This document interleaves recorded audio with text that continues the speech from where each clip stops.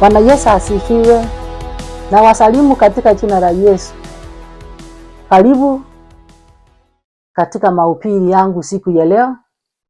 Naomba usikilizaji mwema. Basi siku ya leo naenda kuhubiri juu ya Yesu na wanafunzi wake. Siku moja wakati Yesu alikuwa anatembea, alifika mahali akaketisa wanafunzi wake. Basi wakati aliwaketisa akawauliza, watu unena mwana wa Adamu kuwa ni nani? Bwana Yesu asifiwe.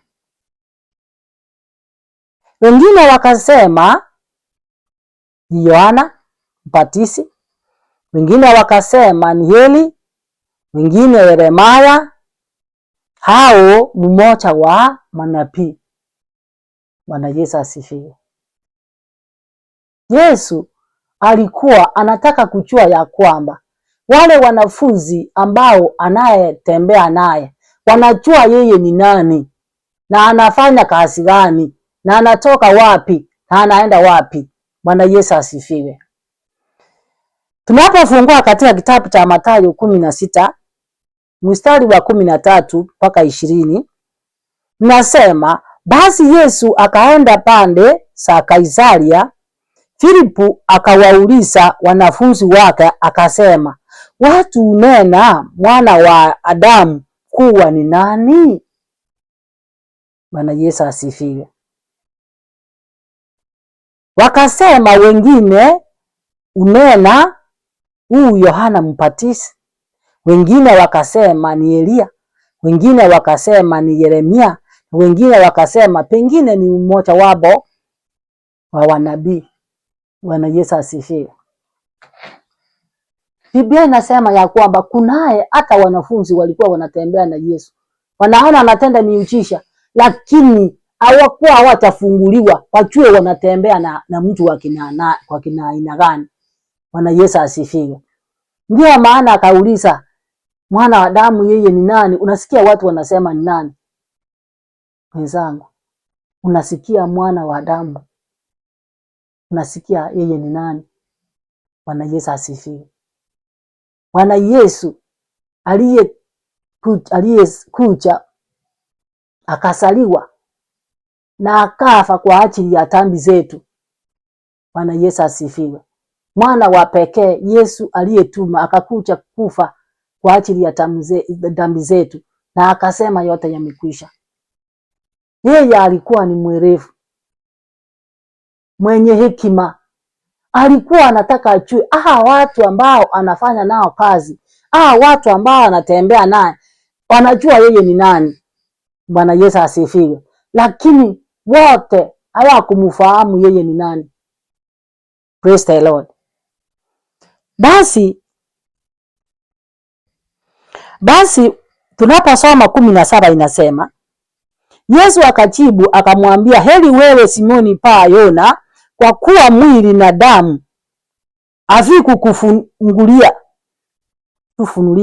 hili bali Baba yangu aliye mbinguni. Bwana Yesu asifiwe. 16 inasema, Simoni Petro akajibu akasema, wewe ndiyo Kristo mwana wa Mungu aliye hai. Kwa wanafunzi wote, Petro Simoni ndio alikuwa anajua Yesu ni nani. Bwana Yesu asifiwe. Yesu alikuwa anafanya miujiza. Yesu alikuwa anaponya, alikuwa anaokoa. Bwana Yesu asifiwe. Huyu Yesu wakati alikuwa anafanya kazi, alikuwa anajitambulisha ajue ni nani. Bwana Yesu asifiwe. Na wewe mwenzangu, katika kijiji, wewe unajulikana kama nani? Wewe ni nani katika kijiji? Bwana Yesu asifiwe.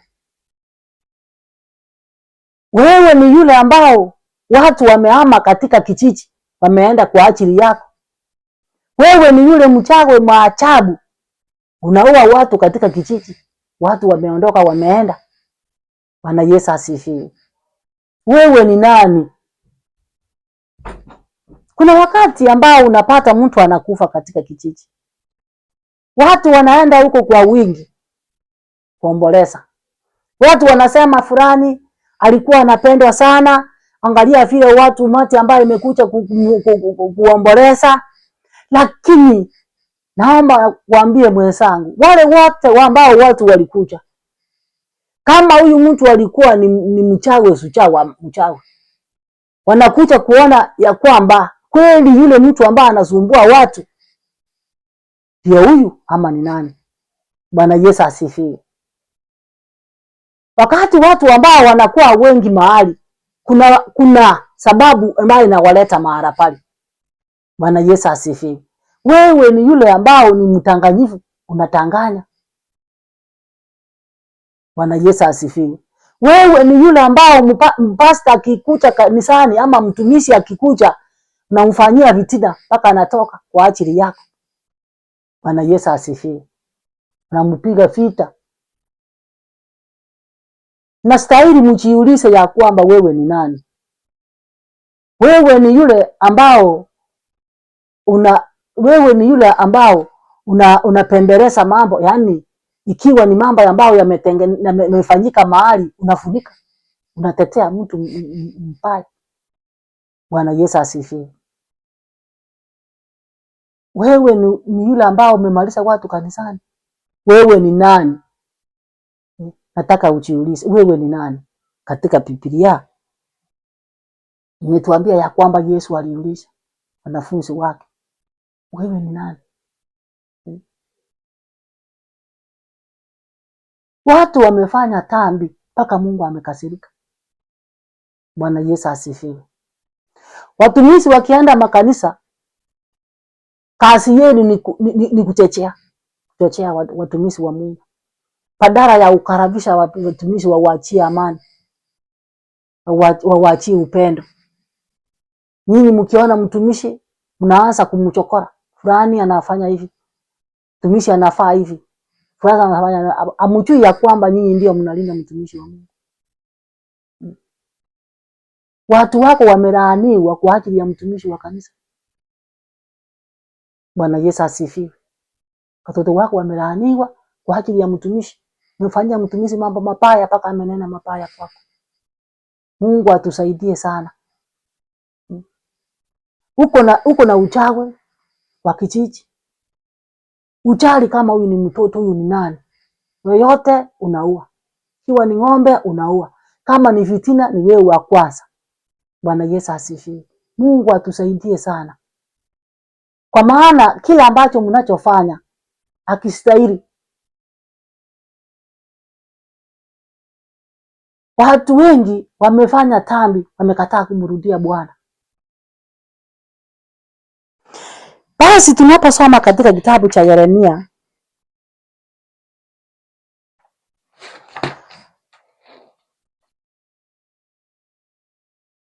nasema hivi. Maana Bwana asema hivi, maumivu yako hayaponyekani na jeraha yako ni kubwa. Kitonda ambacho kiko kwako ni kikubwa. Umefanya dhambi mpaka uko na kitonda kikubwa sana. Katika familia yako uko na kitonda, hata kanisa. Kienda kanisa watu hawapati amani. Kienda mahali popote, hata kama ni shule unaenda, watu hawapati amani. Kama ni fitina, wewe ni fitina kutoka Januari mpaka Januari nyingine. Bwana Yesu atusaidie sana.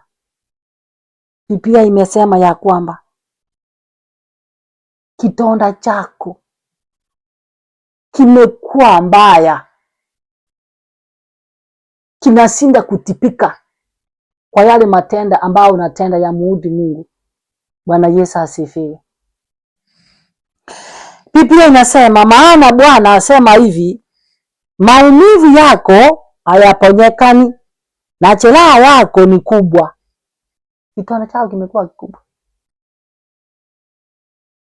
Hapana mtu wa kukutetea kwa jeraha yako. Una dawa siponyazo. Hakuna tabu utaweza kupata. Bwana Yesu atusifiwe. Ulilie Mungu wakati huu. Muombe Mungu wako. Bwana Yesu asifiwe. Angalia penye uliangukia, umrudie Mungu. Umekuwa kikwasa katika watu hawana amani. Umeua watu mpaka kijiji kimekuwa bila mtu. Bwana Yesu asifiwe. Umefukuza watumishi wa Mungu kutoka makanisa. Hata kanisa haina imani. Bwana Yesu asifiwe. Unataka ujue wewe ni nani. Unapoenda kanisa, wewe ni nani? Bwana Yesu asifiwe. Wewe yuko mahali pale unakaa tu kanisani. Hata kutoa fungu umtolee. Hata kutoa sadaka umtolee. Hata kusema asante useme. Unaona mtumishi tu vile unamuona anamaliza anaenda na anarudi. Bwana Yesu asifiwe. Una hata cha kushukuru. Kiona watumishi makanisa mnasema ati wanakuja kukula. Wanakula pesa zetu. Watakula wapi kama hawezi kula kutoka kwenu? Bwana Yesu asifiwe. Mungu atusaidie sana. Kwa maana Mungu amekasirika pamoja nasi. Bwana Yesu asifiwe. Mungu amekasirika pamoja nasi. Ndio maana amesema maumivu yako hayaponyekani. Hawezekani kwa maana umefanya dhambi. Bwana Yesu asifiwe. Walio wake wamechaswa na Roho Mtakatifu. Ndio maana anasema walio wake amewapa nguvu za kukanyaga nyoka na nge na yule mwovu Shetani, na hata wakikula chochote haiwezi kuwadhuru. Bwana Yesu asifiwe. Hapo soma katika Luka 10:19.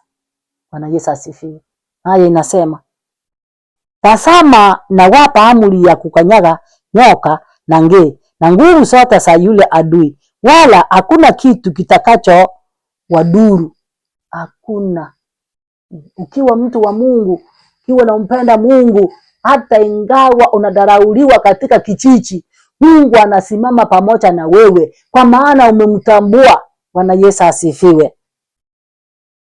Wakati Simoni Petro alisema ya kwamba wewe ni mwana wa Mungu, hapo Yesu alianza kumwahidi. Yesu akamwambia, nami katika 18 inasema, nami nitakwambia wewe ndiwe Petro, na juu ya mwamba huu nitalijenga kanisa langu, wala milango ya kuzimu haitaishinda. Bwana Yesu asifiwe. Bwana akifurahi pamoja na wewe, anakufa nguvu ya ukanyaga ule mwovu Shetani. Basi wakati Simoni Petro alisema, alijibu maswali akasema wewe ni mwana wa Mungu, Yesu alimwambia, kuanzia leo nami nakuambia wewe ndiwe Petro, na juu ya mwamba huu nitalijenga kanisa langu, wala milango ya kuzimu halitashinda. Bwana Yesu asifiwe. Hakuna. Kama Mungu amesema utashinda, hakuna atakayezuia. Bwana Yesu asifiwe. Walio waka anasimama naye milele. Sasa akamwambia Simoni Petro, nami ninakupa wewe ufunguo za ufalme wa mbinguni. Bwana Yesu asifiwe. Akamupa nguvu za kusimama na hata ufalme wa mbinguni, na lolote utakalo ulifunga duniani, chochote akiomba na kuvunga, Bwana Yesu asifiwe, utakuwa umefungwa mbinguni, utakuwa imefungwa mbinguni pia. Bwana Yesu asifiwe. Na akifungua yote duniani na mbinguni yamefunguliwa katika jina la Yesu. Bwana Yesu asifiwe. Praise the Lord. Bwana hapo alimwahidi. Alimwambia hapa tu tuwachenga hapa. Na hakuna atakayepomoa, hata kuna milango ya kuzimu itakayepomoa. Utasimama. Bwana Yesu asifiwe. Akamwambia nimekupatia ufunguo wa mbinguni. Mwenzangu, uko na ufunguo gani? Bwana Yesu asifiwe. Wewe uko na ufunguo gani? Ufunguo wa uchawi? Ufunguo wa uhalifu? ufunguo wani uko naye. Bwana Yesu asifiwe. Mungu atusaidie sana. Mahali ambapo uliangukia, fikiria na umrudie Mungu. Huu ni wakati mbaya. Bwana Yesu asifiwe. Ndio maana amesema silaha letu limekuwa mbaya na hakuna atakaye iponya, hakuna dawa. Kwa maana dhambi zako zimekuwa mbaya sana. Praise the Lord. Ndio maana tukisoma katika Biblia Yohana ya kwanza 3:8 naye inasema atendaye dhambi ni wa ibilisi. Mtu anaoona akitenda dhambi zote, akikunywa, akinena uongo, akiongea nini, akikunywa pombe, akifanya usharati, huyu sio wa Yesu, huyu ni wa ibilisi. Bwana Yesu asifiwe. Kwa kuwa ibilisi hutenda dhambi tangu mwanzo. Bwana Yesu asifiwe. Kwa kusudi hili mwana wa Mungu alidhihirishwa ili asivunje kazi ya ibilisi. Ndio Mungu Yesu akakuja ili afanye nini? Amalize kazi ya ibilisi. Kama wewe unatenda dhambi, wewe ni wa Shetani. Bwana Yesu asifiwe. Tisa inatuambia kila mtu aliyezaliwa na Mungu atendi dhambi. Bwana Yesu asifiwe. Ukizaliwa na Mungu, ukiwa umejazwa na Roho Mtakatifu, Bwana Yesu asifiwe. Kila mtu aliyezaliwa na Mungu atendi dhambi. Anayezaliwa kiroho, Bwana Yesu asifiwe, hawezi kutenda dhambi. Ako na hekima na maarifa, ako na roho wa kumuongoza. Bwana Yesu asifiwe. Kwa sababu uzao wake wakaa ndani yake, wala hawezi kutenda dhambi, kwa sababu amezaliwa kutokana na Mungu. Bwana Yesu asifiwe. Naomba Mungu awasaidie sana. Msaliwe na Mungu. Ukiwa umezaliwa na Mungu, unafanya kazi ya Mungu na nguvu. Bwana Yesu asifiwe. Praise the Lord. Wewe unastahili ujue wewe uko wapi. Wakati Simoni Petro alisema wewe ni mwana wa Mungu, Yesu alifurahi na akamuinua hapo hapo. Ndio maana Biblia inasema wa Mungu hawatendi dhambi. Mungu anaenda pamoja naye, anawapa nguvu mpya wanaotembea naye. Bwana Yesu asifiwe. Naomba wenzangu, kama hujaokoka, kimbilie Bwana. Yale yote ambao umeacha utupu, Mungu akusaidie na uingie. Wakati Mungu atakapokuja, akuje wewe uko tayari muende pamoja naye. Bwana Yesu asifiwe. Ukitenda mambo mazuri unakumbukwa. Tenda mambo mabaya, hakuna mahali unapokumbukwa. Nakumbukwa kwa upaya. Ndio maana Biblia inasema kila mtu aliyezaliwa na Mungu atendi dhambi, kwa sababu uzao wake wakaa ndani yake, wala hawezi kutenda dhambi, kwa sababu amezaliwa kutokana na Mungu. Kama umezaliwa na Mungu, Mungu ako pamoja na wewe. Mungu anakutafuta usiku na mchana. Wakati unapolala mnaongea na Mungu. Wakati unapolala, Bwana Yesu asifiwe. Mungu utembea na walio wake. Praise the Lord. Ndio maana Biblia inasema atendaye dhambi ni wa ibilisi. Mtoto wa Shetani ni Shetani. Bwana Yesu asifiwe. Kama hawezi kuokoka, mtoto wa Shetani ni Shetani. Kama alisaliwa kwa alikuwa mchawi na ametoka katika uchawi, ni yule mpaka Mungu amuokoe ndiye atabadilika. Ndio maana Biblia imesema walio wake hawatendi dhambi, na wanaotenda dhambi ni wa ibilisi. Naomba Mungu awasaidie sana. Ujue wewe ni nani katika kijiji. Ujue ni wewe ni nani katika kanisa. Bwana Yesu asifiwe. Usiwe ni wewe ambao unasindikiza watu kwenda kanisa kila wakati. Na wasindikiza kila Jumamosi, kila Jumapili, unawasindikisha kwenda katika kanisa yoyote, lakini una chochote. Bwana Yesu asifiwe. Kwa maana Biblia ambao tuko wakati ambao tuko naye sasa, Biblia inasema wenye tambi ni wa Ibilisi na wale ambao watendi tambi ni wa Yesu. Naomba Mungu akusaidie. Mtihani mbili mwenzangu, mchague Yesu, kwa maana Yesu ndiye upeana uzima. Bwana Yesu asifiwe.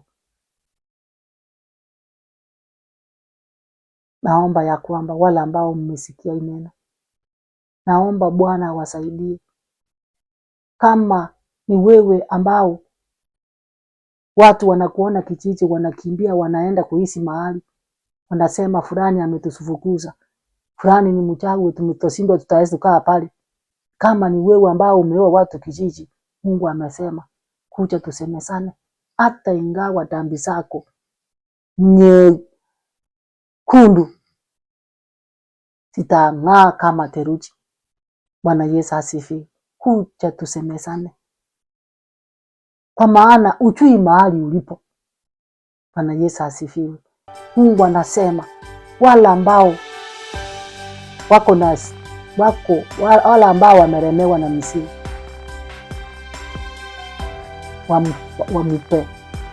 wampelekee Mungu awapumzishe. Bwana Yesu asifiwe. Kwa maana yeye ni kimbilio na hakuna mwingine. Hiyo tunaipata kutoka katika kitabu cha Mathayo 11:27 kwenda chini, 28 kwenda chini. Bwana Yesu asifiwe. Kwa Mungu atusaidie, kwa maana dunia ambayo tuko nayo ni ya msangao. Naomba uchukue hatua mwenzangu, uombe na mimi siku ya leo. Mahali ulipo urudi. Kama ni wewe umekuwa kikwazo, naomba uwe mtoto wa Mungu kuanzia siku ya leo. Mungu amesema jina yenu imekuwa mbaya na hakuna atakayetibu. Ni Yesu atakayetibu. Amesema kwa ile Isaya 1:18, kuja tusemesane. Kama dhambi zako ni nyekundu, zitang'aa kama theluji. Mungu akusaidie sana. Tuombe. Baba, Mwana na Roho Mtakatifu. Mfalme, Baba wa majeshi, naomba Baba wale ambao wamesikia neno hili Bwana, wale ambao wanasikia Baba wa majeshi, watoke mahali walipo Bwana, jina lake litajwe Baba wa majeshi wakati utakaporudi. Naomba uwaokoe na uonekane katika maisha yao Baba wa majeshi. Wale ambao wameona Baba na kusikia ya mahubiri, naomba uwaokoe. Wale ambao wamepotea warudishe Baba wa majeshi, wakuje tusemesane, kwa maana ulisema kwa ajili ya wanadamu ndio ilikufanya kwa kuja duniani. Baba wa majeshi, natenda miujiza kwa watu wako Yehova. Baba wa majeshi, ni wewe na hakuna mwingine Bwana. Wale ambao wataokoka waguse sasa Bwana wa majeshi, wakuona wapate kwenye visifu yote Baba. Naomba na kuamini katika jina la Yesu aliye mkombozi wetu. Amen.